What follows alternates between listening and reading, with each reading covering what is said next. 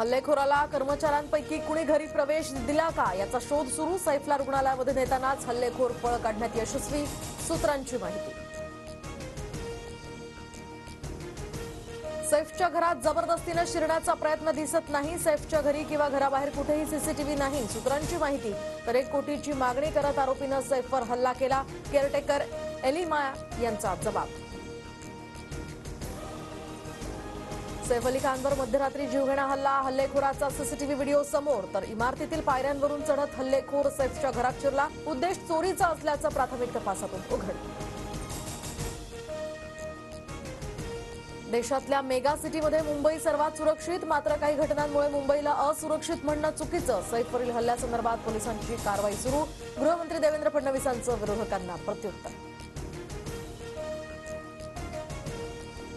सैफनं मुलाचं नाव तैमूर ठेवल्यामुळे धार्मिक कट्टरतावाद्यांकडून हल्ला झाला का हे तपासायला हवं। हल्ला पूर्वनियोजित कटाचा सुद्धा भाग असू शकतो, जितेंद्र आव्हाड यांचा संशय।